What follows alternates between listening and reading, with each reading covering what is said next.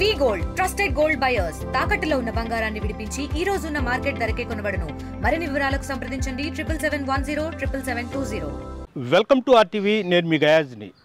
55 సంవత్సరాల కిందట నెల్లూరు నగరానికి చెందిన కళారాణి చంద్రికరాణి అనే అక్క చెల్లెలను మైపాడ్ బీచ్ వద్ద అతి దారుణంగా హత్య చేశారు. ఈ ఘటన అప్పట్లో దేశ రాష్ట్రం మొత్తం మీద సంచలనం కలిగించింది. ఈ ఘటనపై మరిన్ని విషయాలు తెలుసుకునేందుకు మనతో సీనియర్ జర్నలిస్ట్ ఈతకోట సుబ్బారావు గారు మనతో ఉన్నారు. ఆయనతో మాట్లాడారు. సార్ నమస్తే. సార్ నమస్తే అండి. సార్, ప్రధానంగా 5.5 దశాబ్దాల కిందట జరిగిన ఈ ఘటన అప్పట్లో దేశ రాష్ట్రం మొత్తం ఈ పత్రికలు మొత్తం ఘోషించాయి ఈ ఘటన మీద. అసలు ఏం జరిగింది, ఎట్లా సార్? సార్ మైపాడు అనగానే మీరు చెప్పినట్టు కళారాణి చంద్రికారాణి అనే విషయం కన్నా మనం కొంచెం లోపలికి వెళ్ళాలి. అంటే చరిత్ర కూడా ఉంది. ఎందుకంటే చరిత్ర ఎందుకు తెలుసుకోవాలి అంటానంటే మైపాడు మొదటి నుంచి కూడా అంటే దాదాపు 200 ఏళ్ల నాటి చరిత్ర గమనిస్తే కూడా అది వివాదాస్పదంగా ఉంది. అత్యంత ఇబ్బందికరమైన వాతావరణాలు అక్కడ నెలకొని ఉన్నాయి అప్పటి నుంచి కూడా. అవి ఒక్కసారి కూడా మనం తెలుసుకుంటే కూడా మైపాడు గురించి మరింత వివరంగా మనం అందరికీ చెప్పిన వాళ్ళం అవుతాం. 1862లో 1862 ఓకే 62లో ఒక ఫ్రెంచి నౌక సముద్రంలో కొట్టుకొని మైపాడు తీరాన్ని కొట్టుకొచ్చింది. దాని నుంచి అప్పుడు బ్రిటిష్ అధికారులు మన పరిపాలనలో ఉన్నాము. వాళ్ళు అందులో నుంచి మెటీరియల్ డంప్ చేయాలి ఒడ్డు మీదకి సురక్షితంగా అంటేనే దాదాపు 25 రోజులు పట్టింది. అంటే అంత టన్నుల కొద్దీ మెటీరియల్ ఉంది. అప్పట్లో విలువైన మెటీరియల్ చాలా వివాదమైంది కూడా. ఎందుకంటే పోలీసు వాళ్ళే దానికి అదేదో సామెతలాగా కంచె చేను అనే విషయాలన్నీ కూడా అట్ట జరిగి అది పెద్ద స్థాయిలో వివాదమైంది. వివాదం ఎంత దాకా వెళ్ళిందంటే మద్రాస్ ప్రెసిడెన్సీ దాకా వెళ్ళింది. జిల్లా కలెక్టర్ దాటి అక్కడ దాకా వెళ్ళింది. ఇవన్నీ కూడా అప్పట్లో 1862లో జిల్లా పోలీస్ సూపరింటెండెంట్గా ఉన్న టైరల్ ఇక్కడి నుంచి సేలంకి బదిలీ అయ్యారు. సేలంకి బదిలీ అయిన తర్వాత అవన్నీ కూడా ఆయన కథనం రాసుకొని వచ్చారు.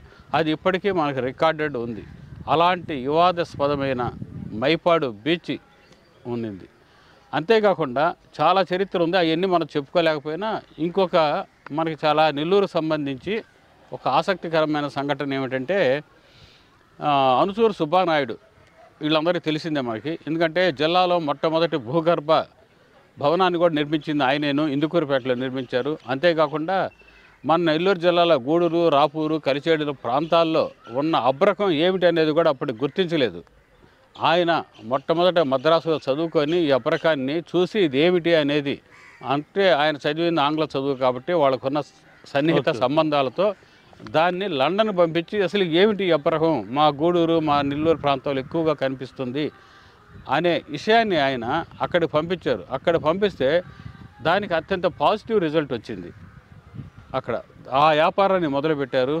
ఆయన సావరిన్స్ వాళ్ళ కరెన్సీ కోట్ల రూపాయలు సంపాదించారు. అప్పుడు భూగర్భ భవనాన్ని ఇందుకూరుపేటలో నిర్మించారు. ఆ భూగర్భ భవనానికి బురుజులు ఏర్పాటు చేశారు.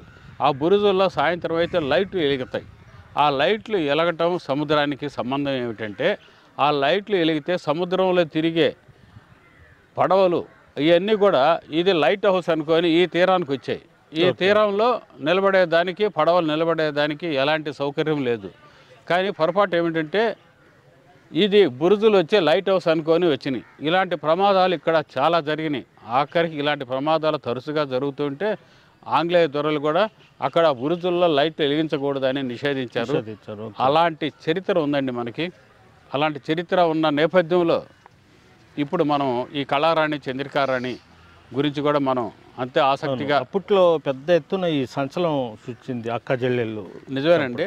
నిజానికి ఇది అప్పట్లో సంచలనం రేపించినా కూడా నేను కూడా అప్పుడు హై స్కూల్ చదువుతున్న వాడిని అయినప్పటికి కూడా నాకు దినపత్రికలు చదవటం, అవి జమీన్ రైతు లాంటి పత్రికల్లో కొలను బ్రహ్మానందరావు ఆయన ఒక శీర్షిక నిర్వహిస్తే దాంట్లో పాల్గొనటం, అందులో ఈ మైపాడు వార్త సహజంగానే అంతకుముందు జరిగిన తాళపాలెం హత్య కానివ్వండి, ఈ మైపాడు కేసు ఆసక్తిగా ఉండటం వల్ల మేము మైపాడు దగ్గరలోనే మళ్ళీ 11 మందో 12 మందో. అవును, దాని గురించి చెప్పబోతున్నానండి.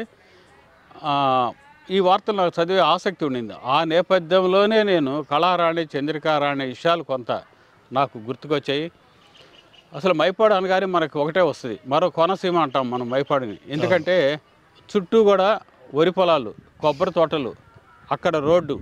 ఆ రోడ్లు ఎట్టబోతున్నామంటే ఒక మైపాడుకి పోతున్నామంటే కోనసీమలో విహరించినంత అనుభూతి కలుగుతుంది. ఎందుకనంటే చుట్టూ పంట పొలాలు, కొబ్బరి చెట్లు నీడని వెళ్తుంటాం. అలాంటి మైపాడులో ఇప్పుడు కూడా సండే వస్తే నెల్లూరు వాసులు కానీ పక్కన వాళ్ళు మొత్తం అటే వెళ్తారు. చూడండి, నిజం, వాస్తవం. ఇప్పటికి కూడా మైపాడు బీచ్ అదొక థ్రిల్లింగ్. ఎందుకంటే మనకి సముద్రం అనగానే ఒక ఆనంద తీరం అది. ఓకే, అక్కడ కెరటాలు కూడా గజ్జెలు కట్టుకొని నృత్యం చేస్తున్నంత అనుభూతి కలుగుతుంది. ఒక్క వయోవృద్ధులు అంటే 70 ఏళ్ళు 80 ఏళ్ళ వృద్ధులు కూడా అక్కడికి వెళ్ళారు అంటే మాత్రం చిన్న పిల్లలు అయిపోతారు, పసిపాలల్లో ఆడతారు. ఎందుకంటే ఆ సముద్ర తీరే అంతా. కానీ అలాగని ప్రమాదాలు అంటే దాన్ని ఒడ్డున పెట్టాలి, దాని గురించి ఎక్కడో దురదృష్టం కొద్దీ జరుగుతాయి. అంటే ఈ కళారాణి, ఈ చంద్రికారాణి ఎలా ఏంటి సార్ అసలు? కళారాణి, చంద్రికారాణి జరిగే ఒక 3 నెలల ముందు అతి భయంకరమైన, దారుణమైన అలాంటి వార్త ఒకటి రాష్ట్రంలో సంచలనం రేపింది. అదేమిటంటే ఒక వివాహిత యువతి మైపాడు బీచ్కి వస్తే దాదాపు 13 మంది ఆవిడ్ని అత్యంత కిరాతకంగా అత్యాచారం చేశారు. 13 మంది అత్యాచారం చేశారు. చేయటమే కాకుండా ఆవిడని వివస్త్రను చేసి అక్కడ వదిలేసిపోయారు.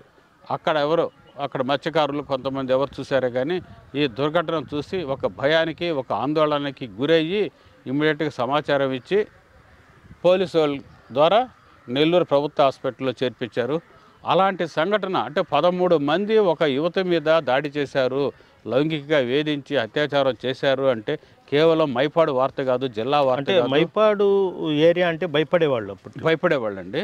అది నిజానికి ఇక్కడ నాకు తెలిసి కూడా ఒక రకమైన ఉంది. ఎందుకంటే నేను ఒక దినపత్రికలో రిపోర్టర్గా ఆ తీరానికి కూడా సంబంధించిన వార్తలు రాస్తూ కూడా కొద్దిగా ఒక వాతావరణం అంటూ ఉండింది. అలాంటి వాతావరణం ఇప్పుడు లేదనుకోండి. అంతా ఒక సామరస్యంగాను సహృదయ వాతావరణం అక్కడ నెలకొని ఉంది. అదొక మంచి పరిణామం చెప్పాలి. ఆ నేపథ్యంలో అంటే ఇది జరిగిన మనం ఇందాక మాట్లాడుకున్న ఒక యువతి మీద 13 మంది జరిగి 3 నెలలు కాకముందే, మైపాడుని రాష్ట్ర ప్రజలు మర్చిపోకముందే 2 యువతుల అదృశ్యం అనేది 1971లో బయట వచ్చింది. జూన్లో అది జూన్ 6వ తారీఖు వచ్చింది. ఆ యువతులు కూడా నిజానికి మనం ఫోటోలు చూసామే కానీ చాలా అందమైన ఒక సాంప్రదాయ కుటుంబ యువతులు. అందులో ఒక కళారాణి ఆవిడైతే మాత్రం DKW కాలేజీలో డిగ్రీ చదివింది. అంతేకాకుండా ఒక పాజిటివ్ ఆలోచనలతో ఉన్న అంటే కాలేజీ కూడా లీడర్షిప్, ఒక అప్పట్లో క్లాస్ రిప్రజెంటేటివ్, స్కూల్ రిప్రజెంటేటివ్ ఏదో అంటారు కదా, అలాంటి పదవి కూడా చేస్తూ డిగ్రీ పూర్తి చేసింది. వాళ్ళ చెల్లెలు చంద్రికారాణి. వీళ్ళందరూ ఎవరు అంటే కళారాణి పెద్ద ఆమె, చంద్రికారాణి చిన్నావిడ.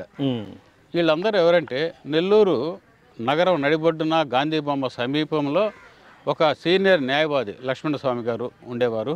వారి సీనియర్ న్యాయవాది, అప్పటి వాళ్ళకి కూడా అందరికీ తెలిసి ఉంటుంది, ప్రముఖమైన న్యాయవాది. అంతేకాకుండా వారికి 6 మంది పిల్లలు, 6 మందిలో అందరూ ఆడపిల్లలే.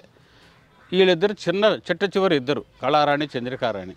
ఆ రోజు మనం అనుకున్న 6వ తారీఖు రంగనాయకులపేటలో ఒక శుభకార్యం ఉంటేనో కుటుంబ సమేతంగా అందరూ వెళ్ళారు అక్కడికి.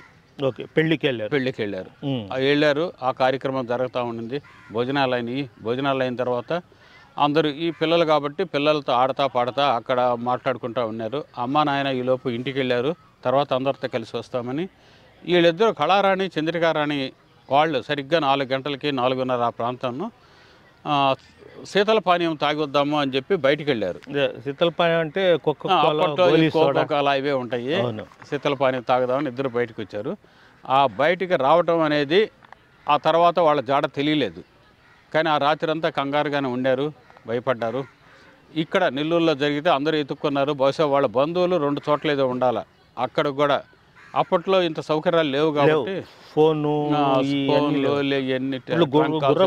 రిక్షా బండ్లు అప్పట్లో అంతా కూడా ప్రయాణం కానీ ఏదైనా కానీ ఒక తీరంలో ఏదైనా వార్త జరిగింది అంటే జిల్లా కేంద్రానికి వచ్చేదానికే చాలా రోజులు పడతాయి, 2-3 రోజులు పట్టేది. అలాంటి మన సామాజిక నేపథ్యం ఉండింది ఆ రోజుల్లో. ఆ రోజు 4 గంటలకి 4:30 మధ్యన వాళ్ళిద్దరూ తప్పిపోయారు లేదా అదృశ్యమయ్యారు అనేది అక్కడికి వదిలితే, ఆ తర్వాత మన తర్వాత ఇది జరిగిన తర్వాత విశేషాలు మైపాడుకు సంబంధించి వార్తలు ఏమొచ్చినాయి అంటే 6:30 ప్రాంతంలో 2 ఆడపిల్లలు ఇక్కడి నుంచి వెళ్ళారు, బస్టాండ్ నుంచి దిగి వెళ్ళారు అనేది వచ్చింది. ఆ తర్వాత R&B గెస్ట్ హౌస్కి వెళ్ళారు అనేది కొంత సమాచారం. ఇవన్నీ కూడా మనం చూసి చెప్తున్నాయి కదండి. అప్పటి దినపత్రికలు, ఆంగ్ల పత్రికలు, ముఖ్యంగా స్థానికంగా ఉన్న వారపత్రికలు అవి అంటే వారపత్రికలు అప్పుడు ఫేమస్ కాబట్టి మనం అందరం గట్టిగాను ఫాలో అయ్యేవాళ్ళం.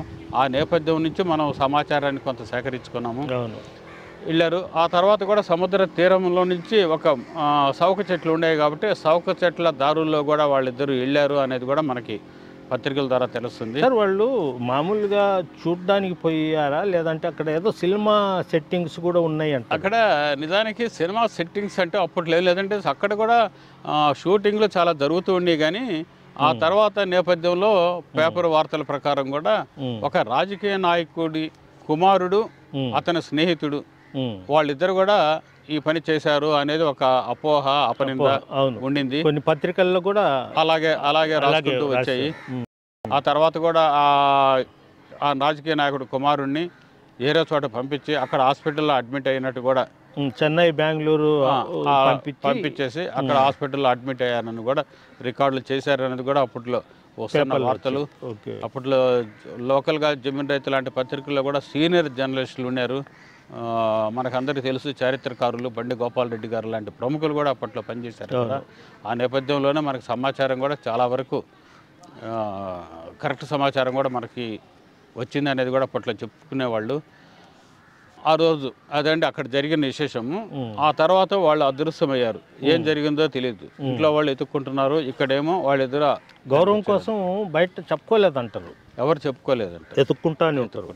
కానీ ఒక్క రిక్షా కార్మికుడు మాత్రం అక్కడ జరిగిన సంఘటన అరుపులు, కేకలు, పరుగులు, పరిగెత్తడం అనేది మాత్రం చూశారు అనేది ఆ తర్వాత మనకి ఎఫ్ఐఆర్లో కూడా 16 నెంబర్ సీరియల్గా దాన్ని ఏమంటారు విట్నెస్, అతని పేరు కూడా ఉంది. ఆ నేపథ్యంలోనే ఇవన్నీ కూడా మనకి సమాచారం కొంతవరకు వచ్చింది. ఆ రెండో రోజు పక్కనే ఉంది గంగపట్నం పల్లెపాలెం అని చెప్పి మైపాడికి, అంటే గ్రామం చుట్టూ తిరిగి వెళ్ళాలంటే ఒక 4 కిలోమీటర్లు 3 కిలోమీటర్లు ఉండొచ్చేమో. కానీ సముద్రం ఒడ్డున అయితే మాత్రం జస్ట్ 1.5 కిలోమీటర్ కూడా ఉండదంటారు. అక్కడ ఒక అమ్మాయి మృతదేహం బయటపడింది. ఆ మృతదేహం బయటపడిన తర్వాత సహజంగా అందులో వయసులో ఉన్న ఆడపిల్ల బట్టలు లేకుండా చిన్న చిన్న గాయాలతోనూ బయటపడిందంటే అందరూ భయానికి లోనవుతారు. చంద్రికరాణి మృతదేహం బయటపడింది అంటారా? కళారాణి మృతదేహం గంగపట్నం పల్లెపాలెం.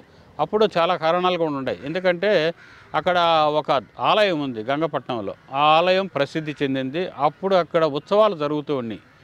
ఆ ఉత్సవాలకు వచ్చి ఇది ఇక్కడ ఏమన్నా జరిగిందా అనేది మొదట్లో అనుమానించారు. కాదు, వీళ్ళు మైపాడి నుంచి జరిగిన సంఘటన ఇక్కడికి వచ్చి కొట్టుకు వచ్చింది అనేది తెలియంది. అది ఇమీడియట్గా పోలీసులకు సమాచారం ఇచ్చారు. కానీ 7వ తారీఖు అప్పుడు ఎస్ఐ గారు మనోహర్ గారు అనుకుంటాను, మనోహర్ గారు వారికి సమాచారం ఇచ్చారు. ఆయన రావటం జరిగింది. కానీ అక్కడే ఆ తర్వాత కాలంలో కొద్దిగా ఆయన కూడా ఇబ్బంది పడ్డాడు వృత్తిరీత్యా కూడా. ఎందుకనంటే ఆవిడ అంటే కళారాణి చేతికి ఉంగరం ఉండింది. ఆ ఉంగరాన్ని మాత్రం ఆయన తీసుకొని ఆవిడ్ని మాత్రం ఇది అన్నోన్ బాడీకి ఎవరో చిలుకలూరుపేట నుంచి వచ్చి వ్యభిచారులు, అది తర్వాత స్టేజ్లో వచ్చిందండి. అది అన్నోన్ బాడీ కింద చేసి దాన్ని పూర్తి చేయండి అని చెప్పారు. అప్పుడు ఇమీడియట్గా గ్రామస్తుల తలారు లేదా ఉంటారు కదా, వాళ్ళందరూ ఆ కార్యక్రమాన్ని ఎస్ఐ ఆదేశాల మేరకు అలాగే చేశారు. ఆ తర్వాత కూడా మరో మృతదేహం బయటపడేటప్పటికి 2 మృతదేహాలు అనేటప్పటికి జిల్లాలో అలజడి వచ్చింది. కానీ ఇందుకూరుపేట నుంచి పోలీస్ స్టేషన్ నుంచి నెల్లూరుకు సమాచారం వచ్చేదానికి 7 రోజులు పట్టింది. అంటే ఈ వార్తని అక్కడికి నిక్షిప్తం చేయాలా అనేది బహుశా ఒక ఆలోచన ఏమో అనేది కూడా మనకు పేపర్ కథనం ద్వారా తెలుస్తూ ఉండింది. అలా ఆ వార్త అక్కడికి ఆగిపోయింది. కానీ నెమ్మదిగా విషయాలు నెల్లూరుకు వచ్చేటప్పటికి నెల్లూరులో 2 యువతులు మిస్సింగ్ అయ్యారని సమాచారం అప్పటికి గ్రామంలో నెల్లూరు నగరంలో వ్యాపించింది. కానీ వాళ్ళు కూడా ఏంటంటే సాంప్రదాయ కుటుంబం కాబట్టి లక్ష్మణస్వామి గారిది, ఆయన ఆడపిల్లలు వెళ్ళారు అంటే గబక్కని చెప్పుకోవాలి. ఎందుకంటే సమాజంలో నగోబాటుగా ఉంటుందేమోనని బస్సు వీళ్ళు ఏమన్నా వాళ్ళ హైదరాబాద్లోనో రాజమండ్రిలోనో వాళ్ళ బంధువులు ఉన్నారంట, అక్కడికి ఏమన్నా వెళ్ళారేమో అనే ఉద్దేశంతో వాళ్ళు ఆలోచించుకొని సమాచారాన్ని వాళ్ళు అందుకునే ప్రయత్నం చేస్తూ వచ్చారు.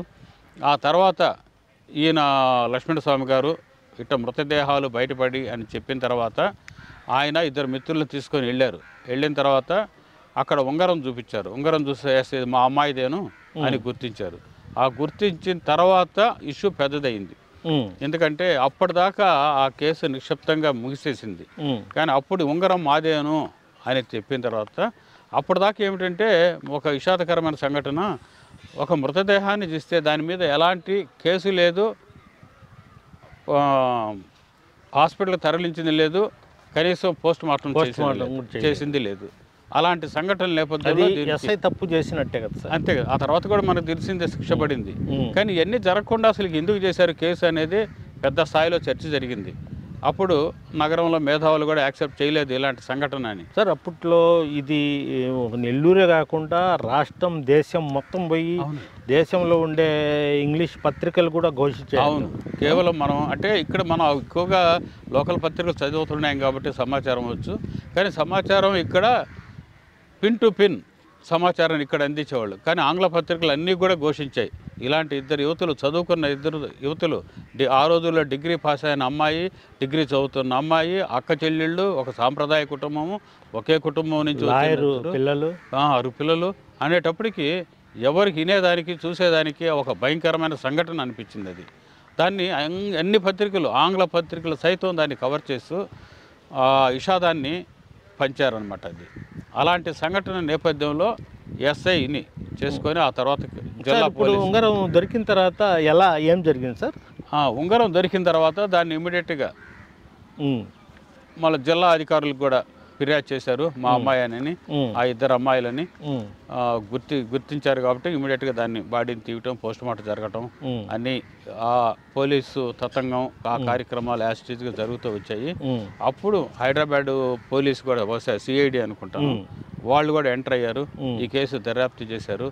ఇందులో మొదటి తప్పిదం అసలు ఏం జరిగింది అనే దానికోసం ఎస్ఐ పోలీసు వాళ్ళు, అంటే ముఖ్యంగా ఎస్ఐ మనోహర్ గారు ఆయన మీద రాకుండా ఉండేదానికి ఒక ఇంటి పేరు ఏదో ఉంది, సుబ్బారావు అతని పేరు కూడా. సుబ్బారావు అనే ఒక పాత్రని ప్రవేశపెట్టారు. అతను నేరస్తుడి కింద. ఆ నేరస్తుడి కింద అతను రాధా థియేటర్ ఆ ప్రాంతంలో ఉన్న ఒక లాడ్జీలో వ్యభిచారానికి ఒక రూమ్ తీసుకొని ఆడపిల్లల్ని అక్కడ చేరుస్తూ వ్యభిచారం చేస్తూ వచ్చేవాడు ఈయన. ఈ ఇద్దరు పిల్లకాయలు నాకు తెలిసిన వాళ్ళు, నేను పిలిపించిన పిల్లకాయలను, వీళ్ళిద్దరిది కూడా విజయ, నిర్మల, ఈ ఆడపిల్లకాయలు ఇద్దరు, వీళ్ళిద్దరిది కూడా చిలకలూరుపేట అని చెప్పి ఆ కేసుని మరో కోణంలో ముగించాలా అనే ఒక గట్టి ప్రయత్నం మాత్రం చేశారు. అది కూడా తప్పుడు సమాచారం ఆ తర్వాత ప్రూవ్ అయింది.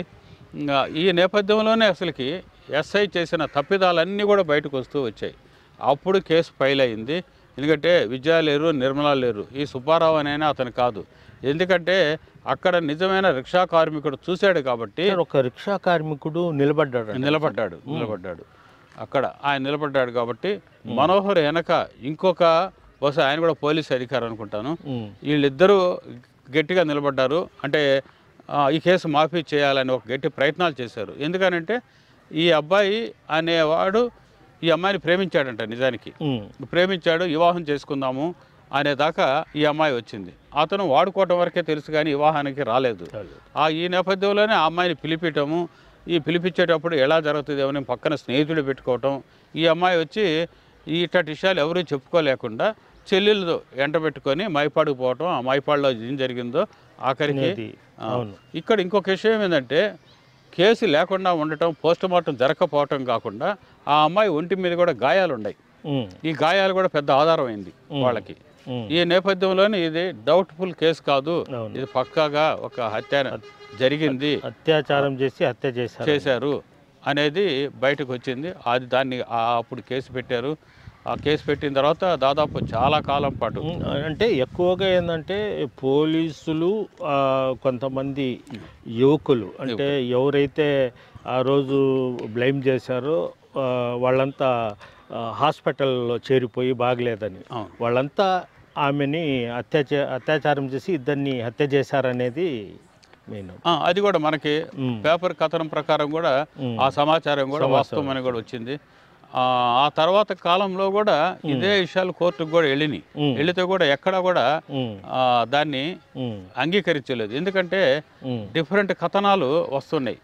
వచ్చిన తర్వాత నమ్మకనే అప్పుడు హైకోర్టు కూడా ఏమిచ్చింది, వీళ్ళిద్దరికీ 5 ఏళ్ల పాటు, ఎవరికి ఈ ఎస్ఐ మనోహరానికి, ఇంకొక పోలీసు అధికారి, ఆ పేరు గుర్తులేదు, ఇంకొక పోలీసు అధికారికి కూడా 5 ఏళ్ల పాటు శిక్ష విధించింది. అక్కడ హైకోర్టులో వేసినట్టు అనమాట, అది విధించింది. ఎందుకంటే ఇవన్నీ యాక్చువల్గా అయిందనమాట. ఇది అప్పుడు కేసు కూడా అది 218 సెక్షన్ కింద కేసు పెట్టారు. పెట్టిన తర్వాత అప్పుడు దాన్ని ఆ కేసు హైకోర్టులో దాకా వెళ్ళింది. ఇక్కడ మాత్రం అప్పటికి పూర్తిగా కేసు ప్రజలకి నిజ నిర్ధారణ జరగల, హత్య చేశారు అనేది స్పష్టంగా ఎవరని చెప్పలే. కానీ ఒకే ఒక ఆధారంతో వీళ్ళు కాదు అనేది మాత్రం ఆ విజయ, నిర్మల, ఆ సుబ్బారావు అనే ఒక బ్రోకర్ని కొట్టేసేసారు, తప్పుడు సమాచారం అని చెప్పి. కానీ జరిగింది అనేది మాత్రం కోర్టు కూడా ఆ రోజు నమ్మిన తర్వాతనే శిక్షలు కూడా ఇచ్చింది. 5 సంవత్సరాలు శిక్ష పడినట్టుంది. అవును సార్, 5 సంవత్సరాలు పడిన తర్వాత కూడా వీళ్ళు ఏం చేశారంటే, వీళ్ళిద్దరూ మళ్ళీ సుప్రీంకోర్టుకి వెళ్ళారు. సుప్రీంకోర్టుకి వెళ్ళిన తర్వాత అప్పుడు కొన్ని అక్కడ విచారణలో కొన్ని తేడాలు వచ్చినాయి. ఆ తేడాలు కూడా అప్పట్లో కూడా హైకోర్టుకు అప్పీల్ చేసుకున్న తర్వాత సుప్రీంకోర్టు పోతే తేడాలు వచ్చినాయి. వాళ్ళు జామీన్ మీద విడుదల చేయండి అని చెప్పి సుప్రీంకోర్టు కూడా అప్పుడు తీర్పిచ్చింది. ఈ శిక్ష అనుభవిస్తున్న కాలంలోనే వాళ్ళు బయటకు వచ్చారు లేకుండా. సార్, అదేవిధంగా అంటే ఈ కేసు విషయంలో మీరు సీనియర్ జర్నలిస్టుగా, అదేవిధంగా కొన్ని పత్రికల్లో లైబ్రరీలు మొత్తం సేకరించి, జమీన్ రైతు లాంటి పత్రికలు అంటే 100 ఏళ్ళు పూర్తిగా అవుతాము మొత్తం సేకరించి చెప్పగలను. నేను అప్పట్లో బాగా తెలిసి ఈ కేసుకు సంబంధించి వాళ్ళు కూడా ఇప్పటికి కూడా ఈ కేసులో నిజాలు చెప్పడానికి కూడా భయపడే పరిస్థితి ఉంది. వాస్తవం. ఎందువల్ల? వాస్తవం. ఎందుకంటే పోలీసులు అప్పట్లో చాలా ఒక సామాజిక న్యాయం చేసే పోలీసులు అంటే ఎవరికైనా భయమే. ఎందుకంటే వాళ్ళకున్న గుడ్ విల్ అలాంటిది, ఆ శాఖకున్న ప్రతిష్ట అలాంటిది. అలాంటి నేపథ్యంలో వాళ్ళే ఇలాంటి పని చేసేటప్పటికి ఎవరై ధైర్యం చేయలే పోలీసులకు వ్యతిరేకంగా చెప్దామని. ఎందుకంటే అదిగాక నెల్లూరు చెందిన పెద్ద మనుషుల పిల్లలు కూడా ఉండబట్టే, అందులో రాజకీయంగా ఉన్న పిల్లలు కూడా అక్కడ ఉన్నబట్టే ఆ కేసుని త్వరగా కూడా కేసు క్లోజ్ చేయాలా, మాఫీ చేయాలా అన్నట్టే చూశారు. కానీ 2 ఆడపిల్లలు, ఒక చదువుకున్న పిల్లకాయలు న్యాయం చేద్దామని ఎవరికి కూడా, ఏ అధికారికి కూడా ఆ రోజు కలగలేదు. అదే మన నెల్లూరు మైపాడు సంబంధించిన ఒక దుర్ఘటన. ఆ ఇబ్బంది ఈ రోజుకి కూడా దాదాపు 55 ఏళ్ళు అవుతున్నా కానీ ఏదన్నా ఒక భీతికరమైనది, భయంకరమైనది, ఇబ్బందికరమైన ప్రమాదం కానీ ఏదన్నా జరిగితే ఎవరు చెప్పినా కానీ ఇప్పుడు కళారాణి, చంద్రికారాణి ఇష్యూనే తీసుకొస్తున్నారు. ఎందుకంటే అది ఒక పీడకల చెరగన ముద్రపడింది మన తెలుగునాట. అవును. ఓకే, థ్యాంక్ యూ సార్, మీ అమూల్యమైన సమయాన్ని కేటాయించినందుకు. మరిన్ని వీడియోస్ కోసం ఛానల్ ని సబ్స్క్రైబ్ చేయండి. లేటెస్ట్ అప్డేట్స్ కోసం వాట్సాప్ ఛానల్ ని ఫాలో అవ్వండి. ఆ లింక్ డిస్క్రిప్షన్ లో ఉంది.